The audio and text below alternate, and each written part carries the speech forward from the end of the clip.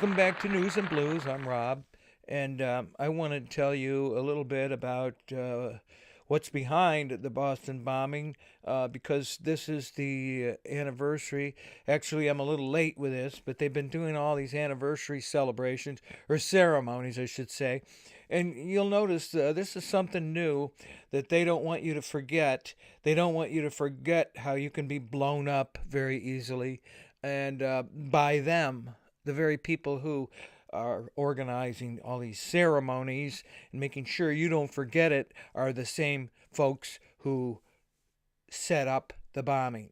If you'll watch this film that I have today, and it takes up more than an hour, so I can't talk for very long, but I'm gonna introduce this video in a minute.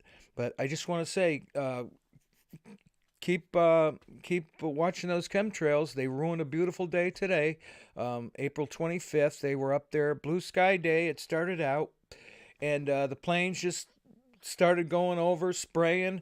The spray feathered out, and it just completely overcast a couple hours later, and it was just terrible. It ruins it. It's ruining the jet stream, and I hope you watch that other show of mine with the guy who was telling you all about what geoengineering is doing to the planet. I mean, it's ruining everything. That's what's causing climate change, is a deliberate attempt to do so.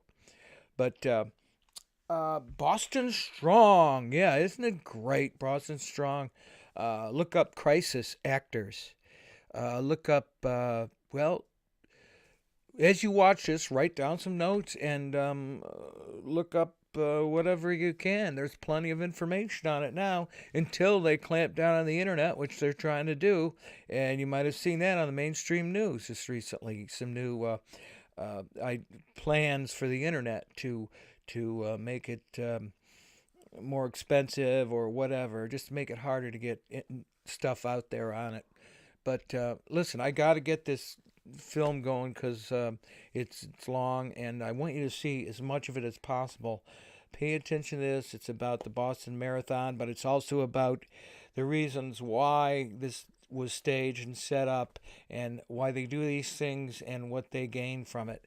So here it is. It's called, I believe it's called Boston Marathon Bombing True Lies.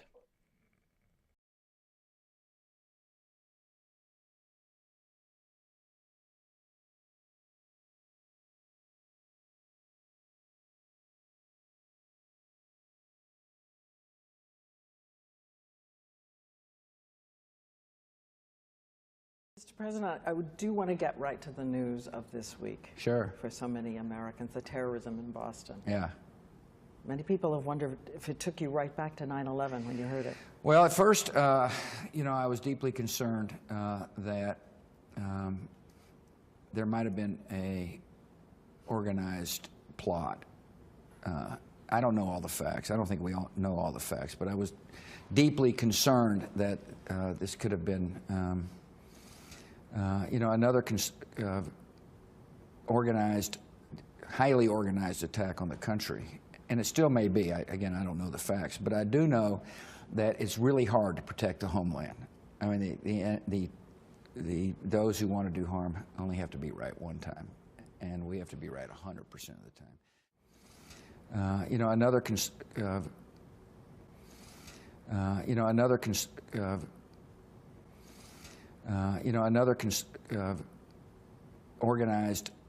Highly organized attack on the country. The former president remembering what it is like in the crucible. Last week, the president of 9/11 watching the president of the bombings in Boston. Natural. It's so natural. What is so different about it? Have you talked to police at all, or have they? I haven't talked. Nobody is contacting me. I called FBI first line. FBI line. If you have any hints, let us know. That's the number I called because, hey, knowing these two boys, strongly believing they wouldn't do this, that's why I called. What did you But tell I them? called not right away. First reaction was anger. How could this happen? How could this do this? For what? For the sake of what? What beliefs? What prompted them to this? this reaction. But then I went through material, whatever is in there. Quickly. My first call to FBI. They could not have done this. Where are evidence? All you're showing, that's just the footage. Two guys are walking, and I found it strange. Tamerlan is walking in the front. Jahar is in the back. Why wouldn't they come together? Just, together as brothers, as I used to know them. So then are you suspicious that maybe they really did do this? No, I'm suspicious that this was staged. The picture was staged. By who? Whoever needs this. But why would they whoever target is your... looking for those who need to be blamed for these attacks. So you think they're being set up by someone else, not the authorities? You think they're being set up by someone else? What do you mean somebody else? Well, who is setting Who them is up? interested in this case? When you're blowing up people and you want to bring attention to something for some purpose, you do that math. But why don't you do that math? Why me? Police As say... I said, I'm used to being set up. Before I left former Soviet Union countries, that's how I lived. Always straight way. Best student, best worker. I'm a Chechen. I have to prove myself twice, triple times more than Kyrgyz or Kazakh who live on their own land. Police say that they were tracking your nephews overnight and that they were following a vehicle that they were in and that they were throwing explosives out the window. Nobody said that to me. That's why I'm saying why I'm not getting contacted. If they want to know my opinion, give me evidence, then ask me. What do you think? Or Have you heard those reports, though, that's what... And why is it the question, do you believe? If you have evidence, if FBI have evidence, why are you asking question, do I believe they could do this? If they have done this, I have to believe. I just would know that they have done it. Can you tell us about when they came to the United States, where they had been living before that? I brought them here. The last time the U.S. saw a bombing attempt like this was 1993. It was during the World Trade Center bombing. That explosion left 6 people dead, more than 1,000 injured. Damages in excess of $500 million. But there is a part of the World Trade Center bombings that is severely underreported. That it was the FBI presiding over the terrorists who carried out the 1993 bombing. In fact, virtually no one would know that fact today had it not been for this man, Imad A. Salim, a 43-year-old former Egyptian army officer. He was used by our government to penetrate a circle of Muslim extremists. According to extensive reporting by the New York Times, Mr. Salim secretly recorded hundreds of hours of conversations with the feds. Again, according to the Times, law enforcement officials were told the terrorists were building a bomb that was eventually used to blow up the World Trade Center. They planned to thwart the plotters by secretly substituting harmless powder for the explosives. The informer was to have helped the plotters build the bomb and supply the fake powder, but the plan was called off by an FBI supervisor. The account portrays the authorities as in a far better position than previously known to foil the February 26 bombing of New York City's tallest towers.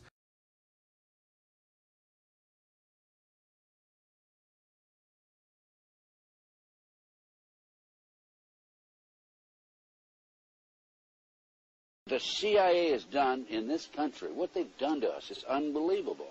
Look at the terrorist acts that have occurred. The CIA behind most, if not all of them. We had the Marine Barracks. We had our embassy in Kenya. We had Pan Am 103. We had the USS Cole. We had Oklahoma City. We had the World Trade Center in 1993. Our government was involved in some of those. I can't say all of them because I don't know, but I do have documentation that there was government implication based on what happened in 1993. The FBI not only knew in advance they were going to bomb the World Trade Center, they furnished the ingredients for the bomb. Based on that, I would say that the FBI is the primary suspect, but also I think we have to consider the CIA. And the reason you have to consider the CIA is because when you skyjack 4 airplanes simultaneously with 19 skyjackers, that is no small operation. That took years to plan, number one, and hundreds of people had to know about it in advance. Now, our government, NSA, was monitoring bin Laden's phone calls in February 1998. Are you going to tell me for 1 minute that we didn't know about this in advance? The CIA had to know about it. The FBI had to know about it. The Mossad had to know about it. No, MI5, British intelligence, had to know about it.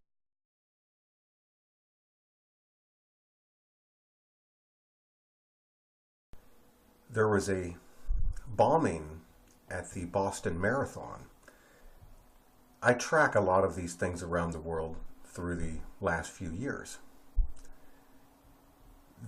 This was all another Illuminati event or bombing right in Boston. And they show this even in their card games. This is the Illuminati card game, or the box cover of it for Steven Jackson's games. They have another card called Joggers. No one ever suspects a harmless jogger. This group gives a +2 on any assassination attempt. This group may not be destroyed. Meaning it didn't matter if anybody was even killed or anything there. The biggest thing here was to cause terror. And in their game now, they have a +2 on an assassination attempt. There's something else coming.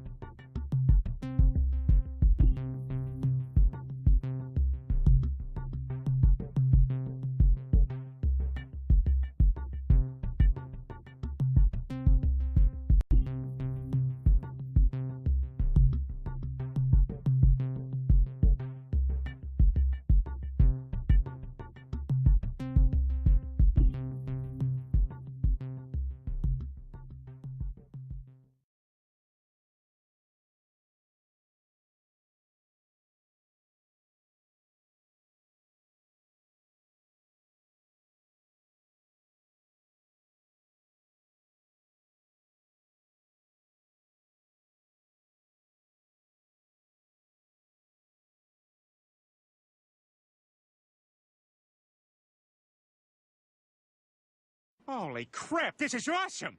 I haven't felt a rush like this since I won that marathon.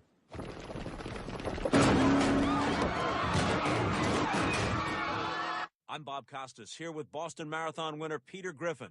Peter, how did you do it? I'll tell you, Bob, I just got in my car and drove it. And when there was a guy in my way, I killed him.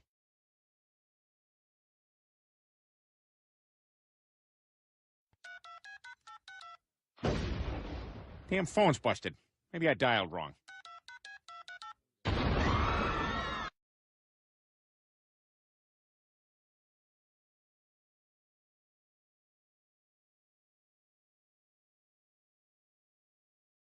What are the chances? I gotta be honest with you, Snot. I wasn't really looking forward to this night, but I had a blast. Well, call the bomb squad, because with the blast I had, that makes 2 blasts.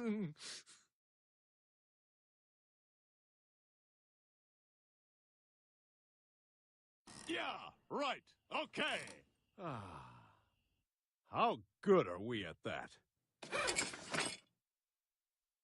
The mainstream media, along with Family Guy creator Seth MacFarlane, have called the whole issue a hoax, as if the episode never existed. That, my friends, is not a hoax. And now TiVo is deleting the whole episode from their boxes. Quite difficult to delete an episode that is a hoax and doesn't exist. And yet this guy is on Twitter calling us abhorrent merely for talking about this weird, bizarre coincidence. The episode aired 3 weeks before the bombings. He's the one calling us abhorrent, yet he's also the one making cartoons which joke about terrorist bombings and mutilating, murdering people at the Boston Marathon. This is on the FEMA. I'm showing you this because this is very important. Look here. On April the 9th and the 11th, they were conducting a training exercise. mitigation training course inside of Boston, Massachusetts. That shows you that they were there on the scene before the events, and that they just days that led up to the event, and it shows you that they were already in clear preparation to what was about to happen.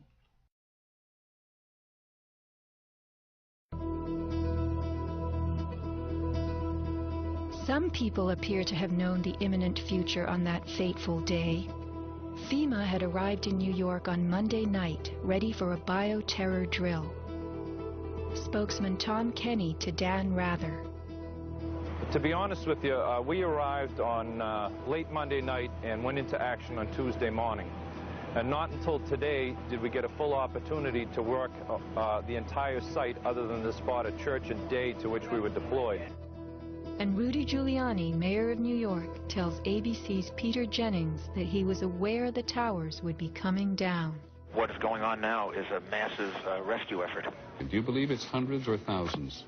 I really don't want to say right now, Peter. I think it's going to be a horrible number. We were told that the World Trade Center was going to collapse. The World Trade Center was going to collapse. It was going to collapse. It was going to collapse.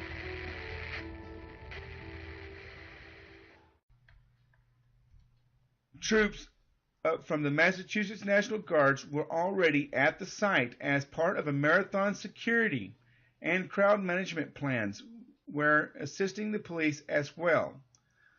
Now, it's funny how the troops were already on the ground just right before the event. The news conference today, investigators said that before the race, during the race, 1 hour before the first runners were to cross the finish line, there was a complete sweep, a security sweep of that area. It's not like they never considered this a possibility, this kind of terrorist attack a possibility. They had security measures in place. There were people on the roof with binoculars looking down onto the athletes' village at the start. There was dogs with their handlers going around sniffing for explosives, and we were told on a loud announcement that we shouldn't be concerned. This was just a drill. Cross-country coach Allie Stevenson had just crossed the finish line. She had come to see me at the finish, and then we were walking back down towards the finish area. Then, right where his wife had been sitting. And all of a sudden, we heard a loud explosion. They even made announcements on the loudspeaker about the increased security. They kept making announcements saying to the participants, do not worry. This is just a training exercise. Evidently, I don't believe they were just having a training exercise. I think they must have known. They must have had some kind of threat or suspicion called in. They announced over the broadcasting system that this is a training exercise. So they openly said, this is a training exercise, this is a drill. Because there's people out there that are saying that the drill never existed, and many of them are actually police saying that they never even did the training exercise. But this is for sure. You heard that over the broadcast system, didn't you? Yeah, absolutely. They did run a drill at the start of the athletes' village, yes. Was there any prior knowledge, Joe? Because according to BostonGlobe.com, they said they were doing drills this morning for the same exact thing that happened, according to BostonGlobe.com. One of the chief tools used by governments as a smokescreen is staging exercises or drills at the exact same time and exact same places as real events. When the Oklahoma City Federal Building was bombed, the Bureau of Alcohol, Tobacco, and Firearms was staging an anti-terror drill with their bomb squad on the morning of April 19, 1995, at the same time that the real event took place. On the morning of September 11, 2001, the Pentagon was running 5 separate drills, 2 of the drills targeting the exact same targets at the exact same time. That caused NORAD to stand down, believing it was just a drill. And London was no different. It's important to note that those taking part in the drills need not know that they're part of a larger operation. In fact, it's better for the conspirators that they not be informed. One of the chief reasons this is done is so that if any of the operatives carrying out the attack are caught by other elements of the government, they can simply claim that they were taking part in a drill or an exercise. NSA, Infopol 9, and Echelon-type systems that are scanning for terrorist chatter will be fooled into believing they've simply picked up part of an exercise. On the morning of 7/7 in London, there was a simultaneous exercise targeting the exact same trains, the exact same bus, at the exact same locations, at the very same time. What we're supposed to believe is some kind of coincidence. There was also an anti-terrorist drill going on 7/7. And again, just like 9/11, They were talking about attacks on the same targets, the same kind of tube stations, and exactly the same time as the actual attack happened. We learned of the drills of 7/7 on 7/7 from Peter Power, the head of Visor Consultants, a crisis management firm based in London. Mr. Power was the former spokesperson for Scotland Yard. Mr. Power told National British Television, ITN News, about the drills. Today we were running an exercise for a company, bearing in mind I'm now in the private sector, and we sat everybody down in the city, 1,000 people involved in the whole organisation, but the crisis team, and the most peculiar thing was we based our scenario on the simultaneous attacks on the Underground and mainline station. So we had to suddenly switch an exercise from fictional to real. And one of the first things is, get that bureau number. When you have a list of people missing, tell them. And it took a long time. Just to get this right, you were actually working today on an exercise that envisioned virtually this scenario. Almost precisely. He repeated himself to BBC Radio 5. The thing that concerns me is that what are we doing for the thousands of men and women actually who are in London working? And I say that because at 9:30 this morning we were actually running an exercise for over a company of 1,000 people in London based on simultaneous bombs going off precisely at the railway stations that happened this morning. So I still have the hairs on the back of my neck standing upright. To get this quite straight, you were running an exercise to see how you would cope with this, and it happened while you were running the exercise? Precisely. Hi, I'm Leanne McAdoo here with an InfoWars News Bulletin. Now, we've been working really hard to try and keep track of all of the inconsistencies with the official story behind the Boston Marathon bombing. The media announced that the suspects were in custody at the Boston courthouse. The courthouse is suddenly evacuated due to a bomb threat, and the new official word is there are no suspects in custody. FBI releases footage of the suspects without ever showing them actually setting down the backpack. In fact, even Governor Deval Patrick had not seen the video. Although he described the footage showing the suspect placing the bomb near the second blast site as chilling, he then mentioned that he hadn't actually seen the footage himself, but was relayed the info by the FBI. So you're the governor of Massachusetts overseeing this manhunt, and you yourself haven't even seen the footage? The boy's father says that if the FBI kills his second son, then he will know it was a setup. Hours later, the boy is captured alive, but is conveniently unable to speak. The reports say that he suffered from a self-inflicted gunshot wound through the mouth that exited his neck. How does a person who's just shot himself in the mouth climb out and over a boat, surrendering himself to authorities?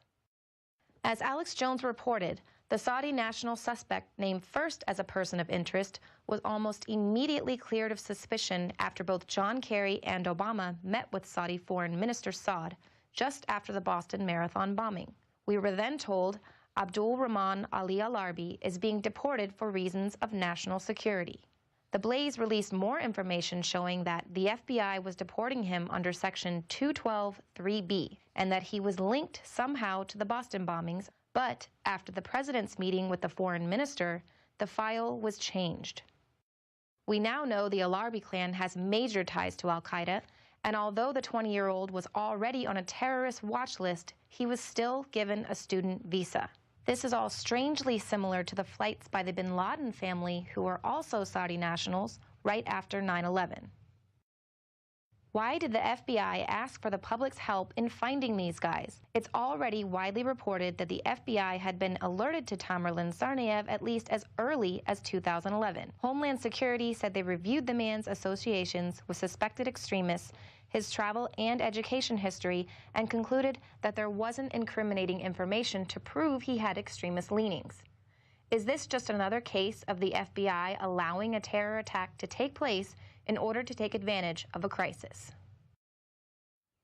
How many cops does it take to grab your guns?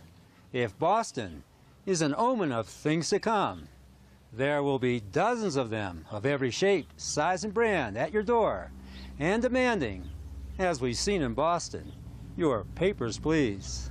There were city cops, state cops, SWAT team cops, FBI cops, military cops, DHS cops, every kind of cop imaginable, just to find one man in Boston.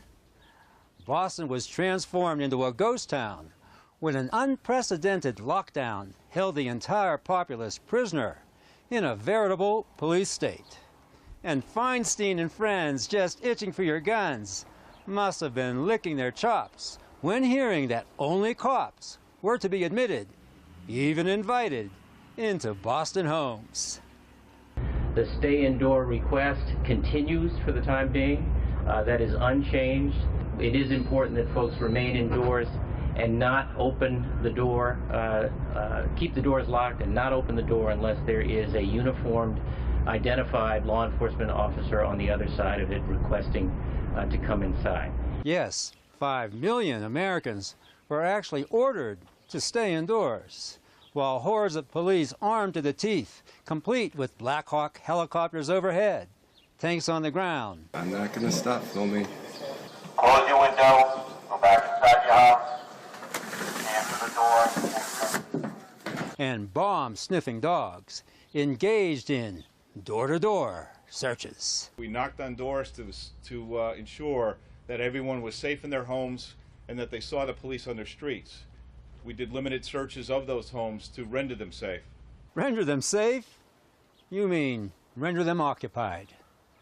And door-to-door searches they did, not by your mild neighborhood cop with soft hat and friendly smile, but by swarms of anti-terrorist SWAT teams looking like they're searching for enemy combatants in Afghanistan.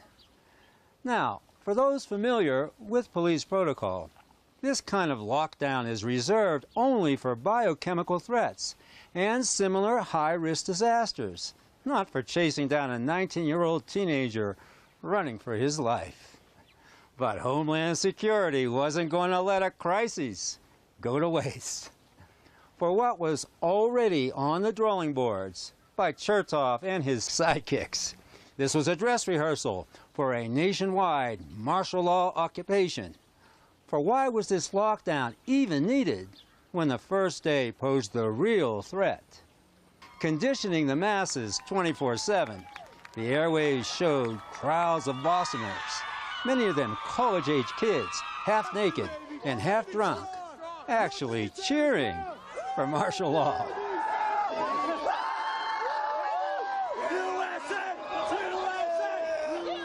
The prototype has been set, tested, and approved.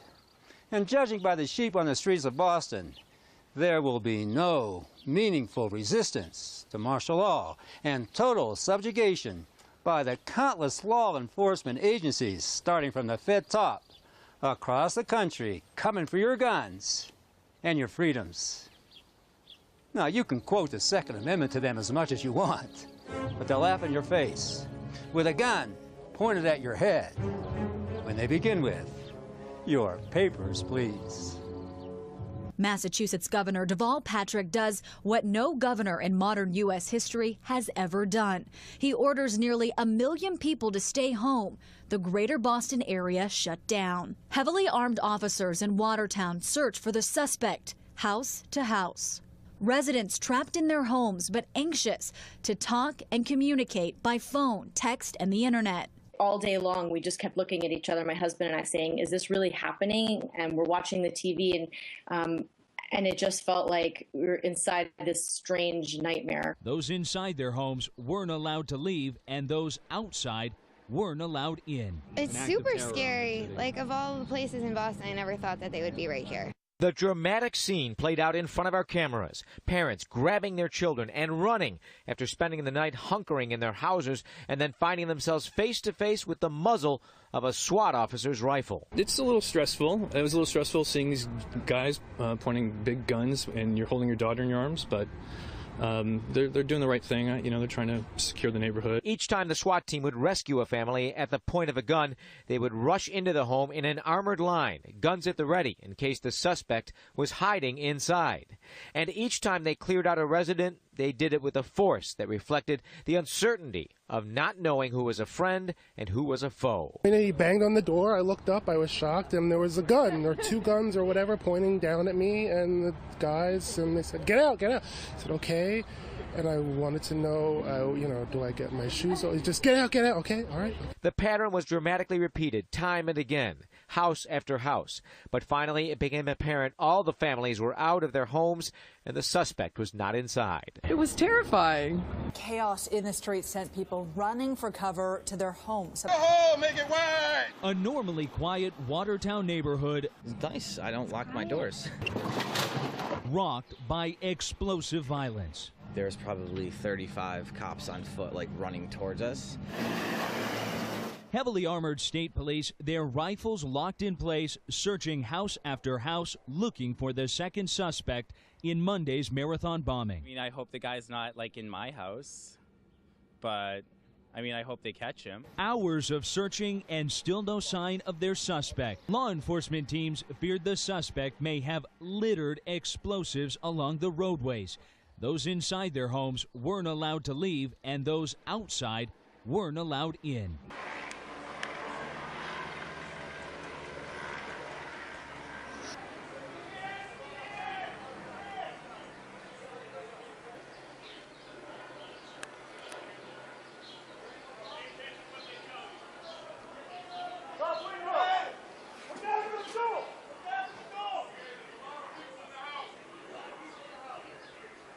To use this type of high technology to go after bad guys is fine. He doesn't obviously want it used recklessly on individuals, but he seemed to draw the line that to the degree you could track down bad guys, and we have that technology, I think I've got the gist of what he said. Have at it. What do you make of that? Yeah, when the courts approve, that's fine, but it was never meant that we would have this gigantic police force from the federal government. I mean, we had martial law up there, FBI and all these agents coming in and closing things down, going into people's houses. No, technology is fine, but it has to be guarded. And if there's a question, you guard liberty before you say, well, if we catch a bad guy, that is good. You don't give up liberty for 9 people because you might find one person. So I'd be very, very cautious about that. And I would get the federal government is not supposed to be our police force. Yet we have over 100,000 federal officials who carry guns to enforce these laws, and they own Boston. It's criminal that that people tolerated this so much, that we tolerated this martial law and total acceptance that they can come into our houses and we can't even go out of the house. You know, what if we wanted to go to the store and get a oh no, you can't do that. And yet, you know, yes, it was serious. It was a crisis. There were 3 people killed. But, you know, we have 48 murders every single day. There's a lot of murderers out there. Do we close down cities because there's 10 murders over the weekend in Chicago? We don't do that. But here we close down a whole city, not even allowed to go to a baseball game. I mean, I think it's very, very scary when I look at some of those pictures that happen up in Boston. The federal judge just dismissed my next guest's lawsuit against the TSA's porn and grope tactics that are an unreasonable search and seizure and a direct and profound violation of the Fourth Amendment. What happened to you with the TSA? What did they do to you? And what did the courts do to your lawsuit against them? Here's what people need to know, Judge, is this. With the dismissal of my lawsuit, it means that every airport in America does not have to abide by the Constitution or the Bill of Rights. It means that the Patriot Act has given the TSA power that if you go out and you get abused at an airport, there is nowhere you can go because the federal judge ruled they don't have jurisdiction. Well, this is a constitutional issue. If a federal judge doesn't have jurisdiction, then who does?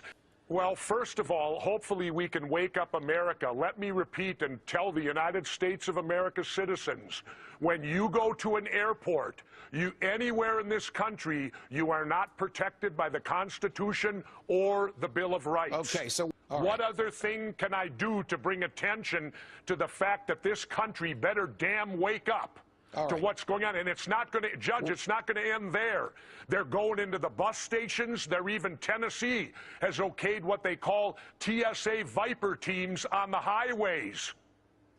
Wow, that's roving teams of TSA officers stopping you in your cars as you're driving. Are you surprised when the federal government took over for 30 seconds today every television station, cable and broadcast, and every radio station, satellite and landline in the land just to see if they could do it. Well, I think it's also to flex their muscles so that they now know they can do it. Remember, the internet's been running wild. The government doesn't have control of it, so the best way to control it is, it was in my last book, the president has the power right now to completely shut down the internet. Our Congress gave the president that power. And it is time that we start looking at our Constitution and Bill of Rights again and start realizing that we mean nothing if these documents mean nothing. And right now we have a government that tells you they're meaningless.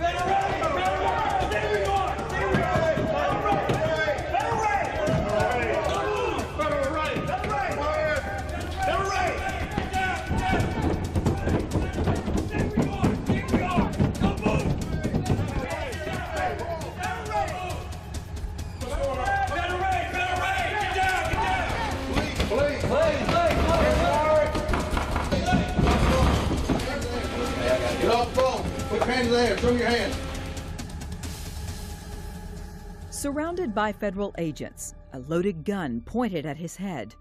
Those moments of Court Stack's life replay in his nightmares. I was wondering, why would someone point a loaded gun at my face? I mean, what does this have to do with anything? It's open the door and point a loaded gun at someone's face who's in an office in a management position. It made me feel really scared, kind of helpless. It was his first and only encounter with law enforcement. He will never forget it. Neither will the other employees at this small Arkansas water bottling company. Their vivid accounts of that day were used to produce an accurate reenactment of the federal raid on Mountain Pure Water Company. We saw all of the cop cars and the commotion, and nobody could come in. They come in with black vehicles, unmarked, blocked every entrance. There was probably 40 to 50 agents, blocked every door. They just come in full speed. They had surrounded the facility and entered all the doors and secured the whole premises when they came in. Yes, I was scared to move because, you know, they had guns on and you couldn't really move. You couldn't go nowhere. First of all, it was ridiculous. I mean, there was nobody here that needed manned with firearms or to be guarded. Well, it was almost like you'd watch Cops or something, or watch these drug raid shows where they would kind of come through the door, just everybody storms in and just kind of pushing everybody to the side. And there's police everywhere with guns, and it just blew me away. I didn't know what was going on, you know. I thought maybe it was drugs or they was after a felon or something, but I mean, they have a lot of police. I felt violated.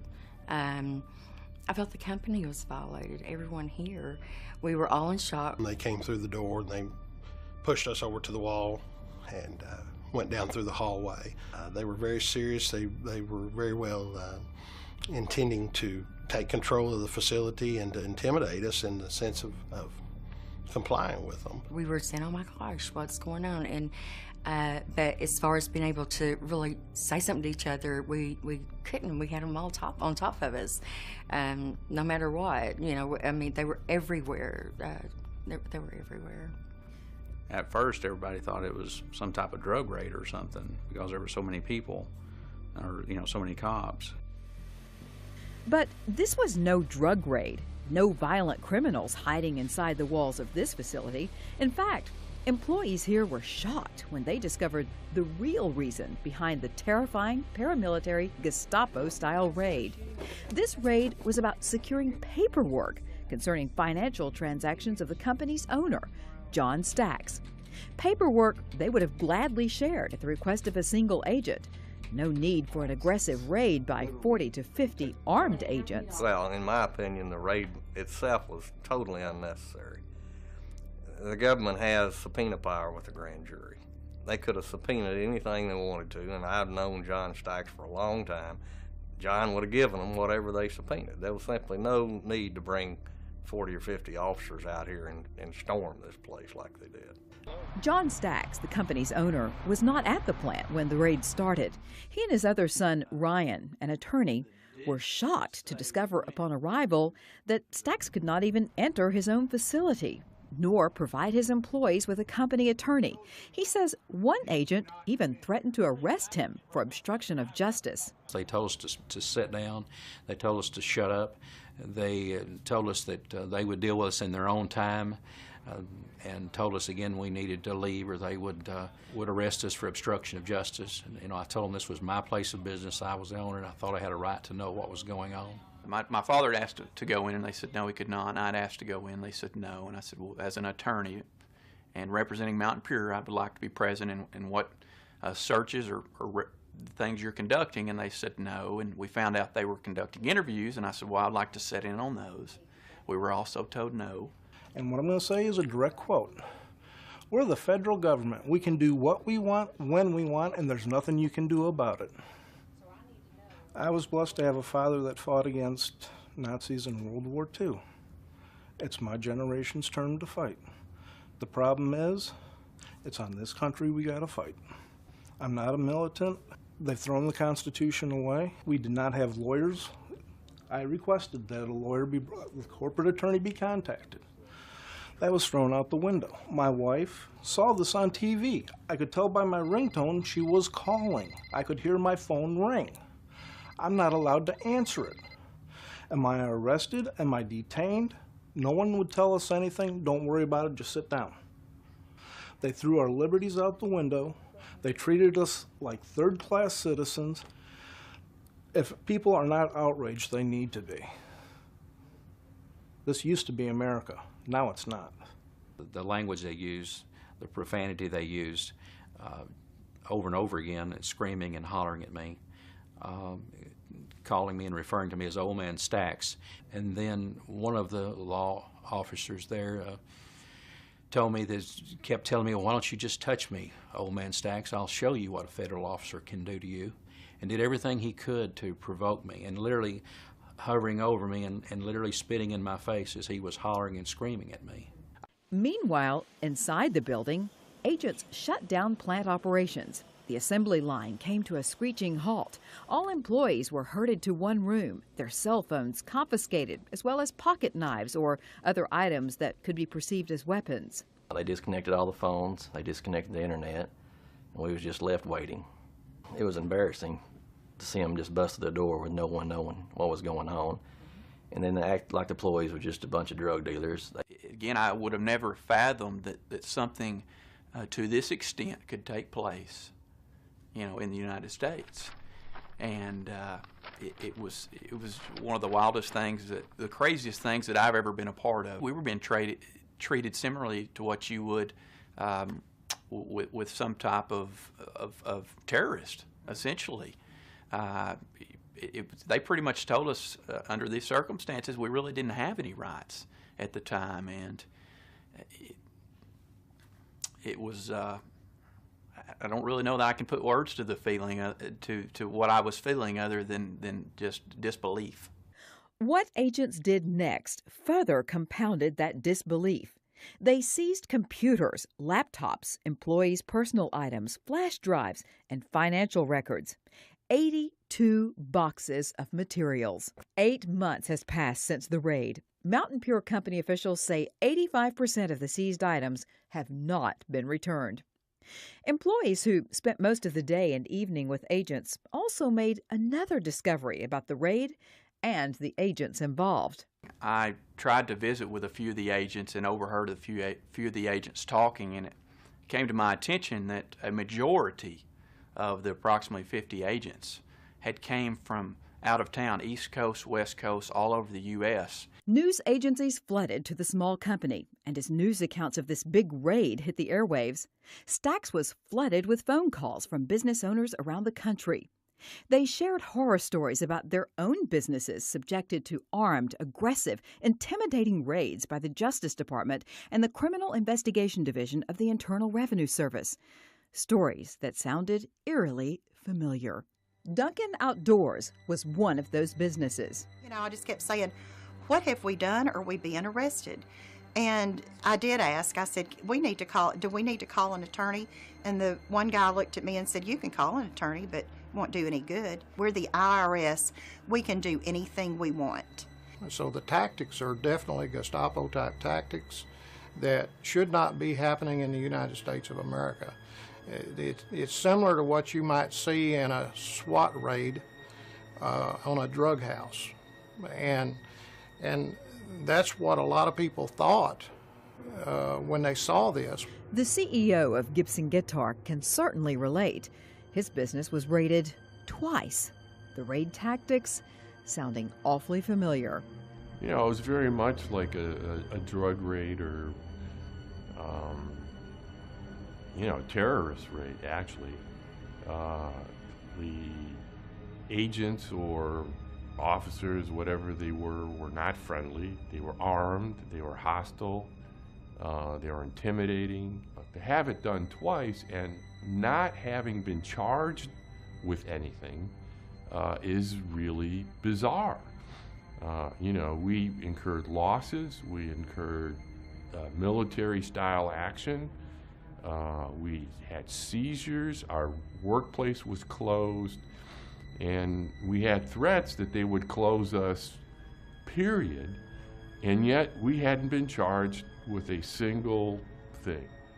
The raids cost Gibson Guitar Company well over $5 million in goods seized, work stoppage, and legal expenses, all without having to prove to any judicial body that anyone with the company was guilty of anything. And in the case of the Duncans, who had also not been charged with a crime, the government even seized money from their bank accounts without telling them. If the federal government could come in before you're convicted of any crime and take hundreds of thousands of dollars out of your bank account, shut down your business, tell your employees what to do, keep you from your family, I mean, at what point is it so overkill that no reasonable person would be able to respond rationally, reasonably, defend themselves? I mean, nobody could do that. I mean, to me, it just seems like if you can walk into the bank and I don't even know about it and wipe out my bank account, where does it stop? It's no secret that IRS audits of small businesses have soared under the Obama administration. The tax division of Eric Holder's Justice Department, which supervises all criminal proceedings under internal revenue laws, has been very busy. Various articles on the net refer to it as small business bullying, citing a 32% increase in the number of audits of small to medium-sized businesses between 2009 and 2011, since Eric Holder took over the Justice Department. I think over the course of several years what we've seen is an increase in a really a paramilitary style raid that's going on small businesses. We've seen that increase for so long, and when I say a paramilitary raid, I really mean it is a paramilitary raid. It's a specific tactic that is a military tactic. It's a shock and awe. It's designed to create confusion, instability, disruption, and then to take advantage of that confusion, that instability, and disruption. Article 1, Section 9 of the Constitution guarantees, in fact it says, the privilege of the writ of habeas corpus shall not be suspended. So every American fundamentally has the right not to be detained, and this is important, anywhere, not just in prison, has a right not to be detained anywhere. So that is an enormous concern because the stories we're hearing, apparently that is happening. And that doesn't even go into the Miranda requirements of being read your personal rights and being afforded the opportunity to have an attorney, which were also being told as being abridged. The two pillars of freedom and liberty in the country are the rights to property and the rights to privacy. So when those are abridged or they're somehow injured, then there's an enormous constitutional concern on the most fundamental guarantees of liberty and freedom as an American citizen.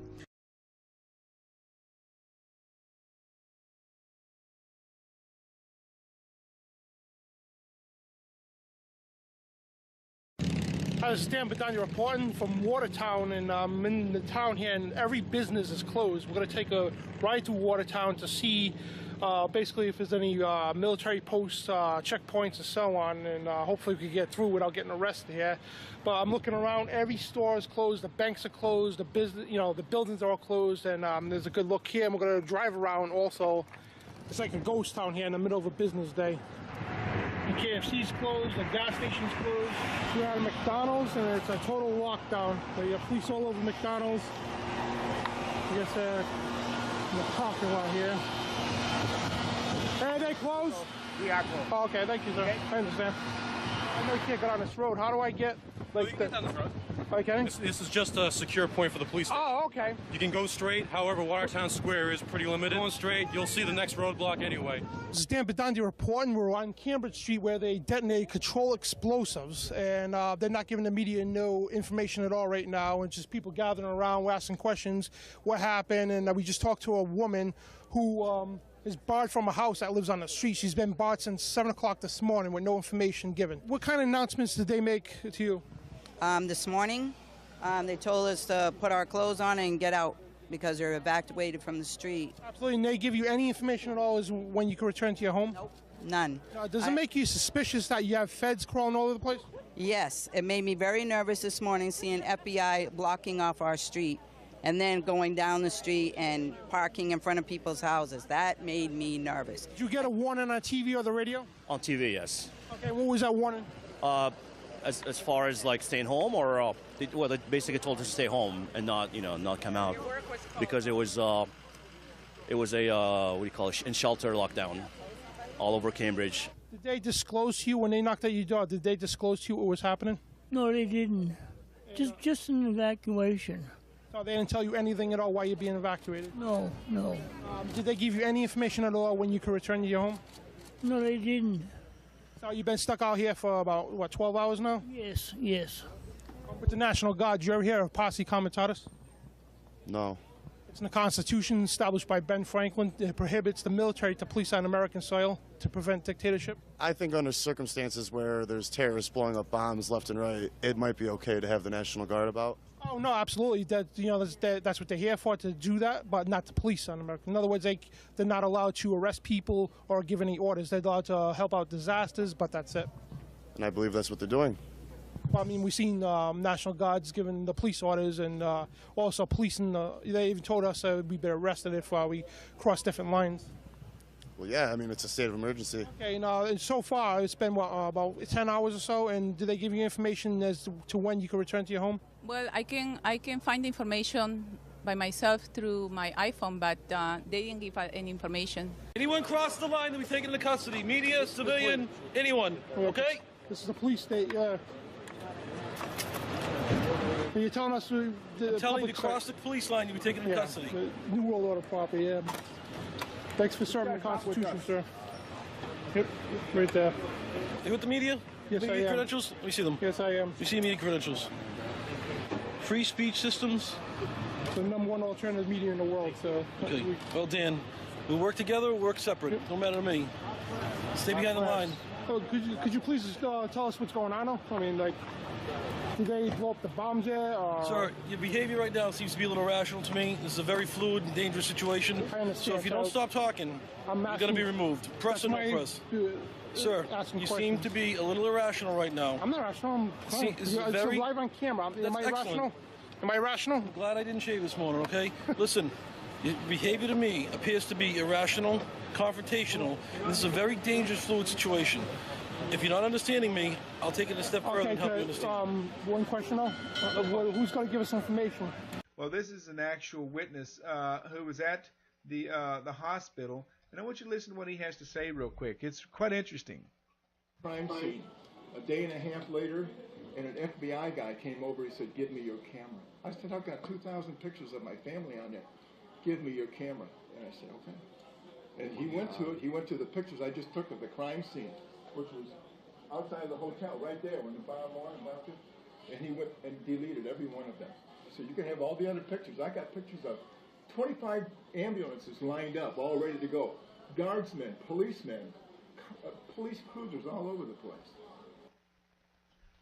Now, he had FBI came to this guy, and this is a guy who was in the Boston Marathon because he had a family member that was running in the marathon, and he went there to document, his family, and and he took pictures of the crime scene as the event unfolded. The FBI confiscated his camera and deleted everything that was on his camera instead of using his information that he had on his camera to help, to locate and find any suspicious suspects that would be in that area. You would think this would be the moment that this officer would jump on the advance opportunity to do so. But instead, this law enforcement deleted information which would become the act of a cover-up. So in other words, what was it that they didn't want the public to see?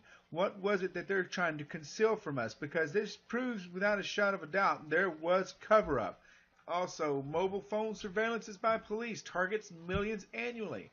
So in other words, this becomes criminal, and it becomes harassment and a violation of our constitutional rights. So this is basically everything that the Homeland Security are doing. Homeland Security and laptop seizures, interviews with Representative Sanchez. Will Congress act to curb the shocking abuses of U.S. citizens encountering when re-entering their own country?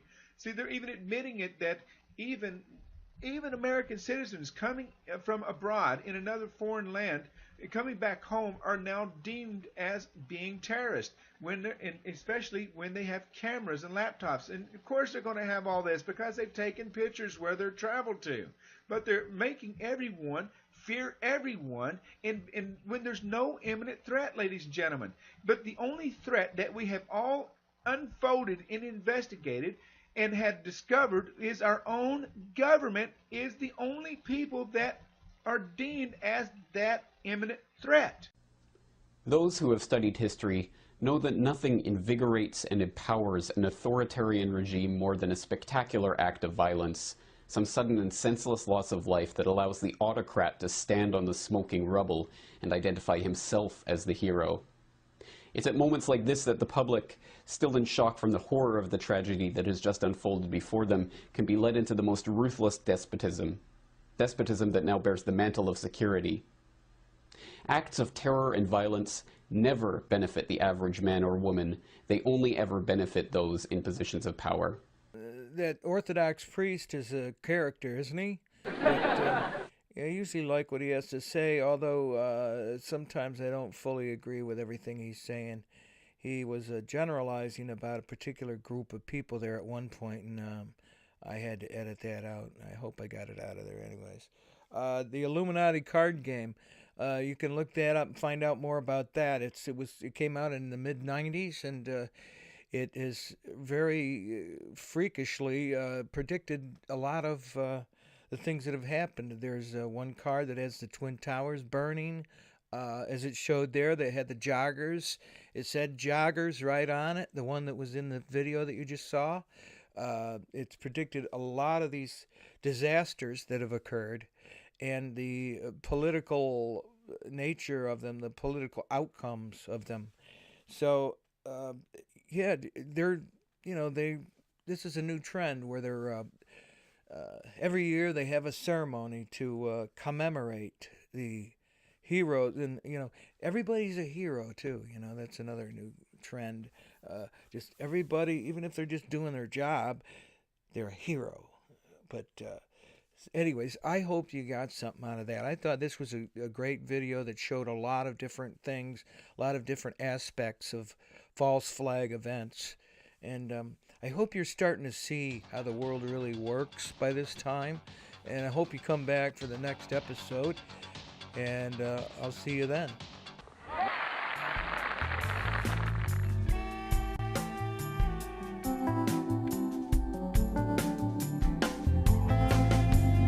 Gleaming faces in the checkout counter at the Church of thing.